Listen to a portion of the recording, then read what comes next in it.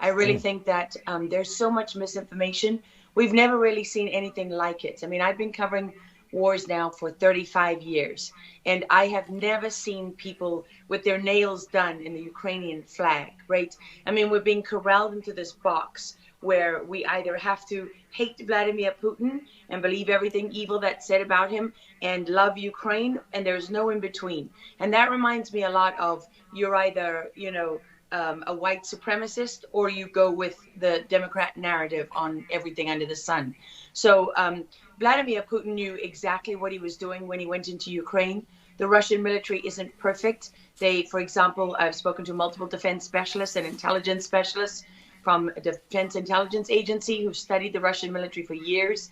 They do have a difficulty mounting complex air operations because they do very little training hours in comparison to, for example, the United States air assets, right, our fighter jet pilots. But Russia is not struggling. What Russia has done from the very beginning has been very strategic. They didn't go straight to Kiev.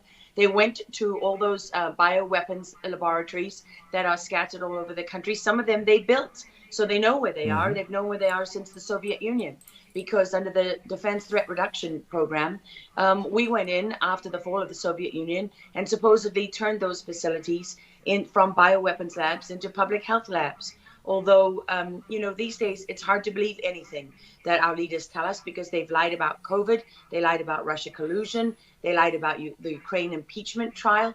And there's so much more going on in Ukraine that nobody is talking about. You see such dishonesty when it comes to the history of Ukraine. You see dishonesty when it comes to the Azov battalion, which is funded by the US and NATO. I mean, you can find pictures of them online holding up the NATO flag and the swastika at the same time. Their own emblem contains the black sun of the occult, which was a Nazi SS emblem.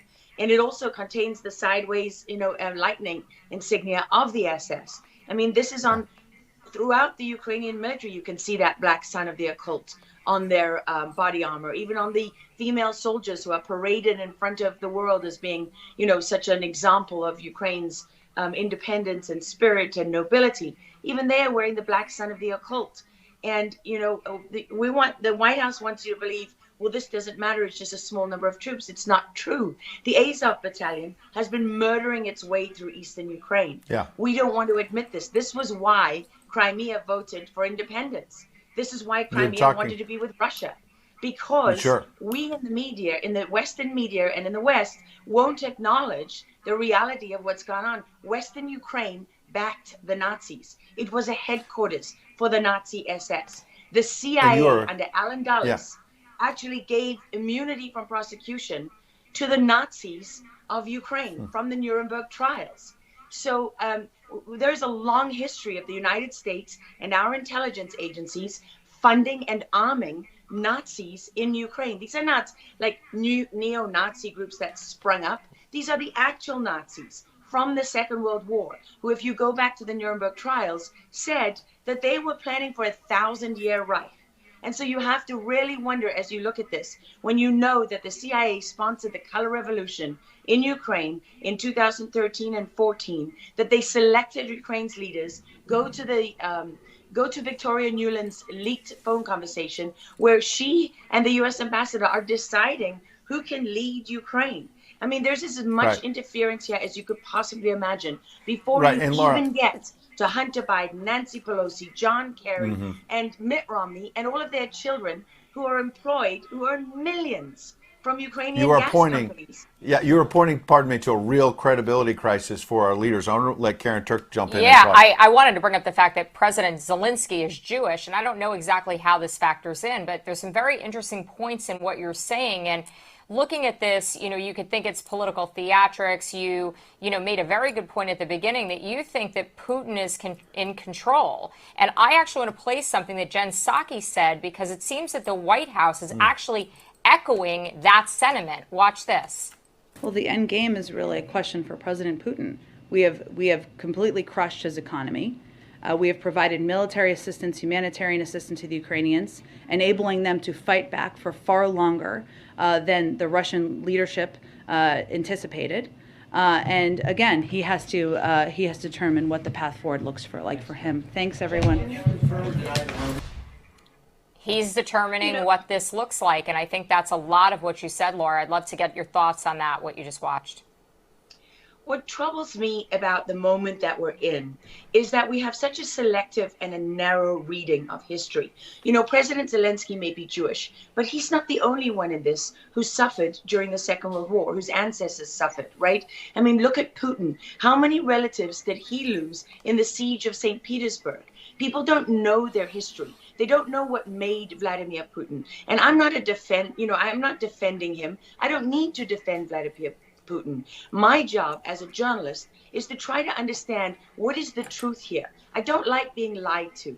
And we're being lied to on an epic scale. When we're told your only choice is you have to be 100% with Zelensky, who's a puppet, who you can find on the internet in black stilettos and leather pants, with shirtless, doing a spoof Dancing with the Stars kind of entertainment video. That's a mock of a Ukrainian group that does this kind of satanic occult type of music video. And I mean, Zelensky was selected like so many of our leaders. And honestly, with big tech and with election fraud these days, we don't know how many leaders all around the world have been selected for us and weren't actually voted in. But what we do know is that there are increasing problems with technology and the digitization of our world. Because look at what's happening with COVID. Look at what has happened globally. We are fighting the same battles all over the world. To pretend that this war is about Russia and Ukraine is just a barefaced lie. If Putin has been warning for 15 years that he is not going to stand by while the globalists take over the world, build bioweapons facilities and whatever else they're doing in Ukraine, Ukrainian oligarchs. Ukraine has been a center of money laundering for many of the leaders in this country. For how long?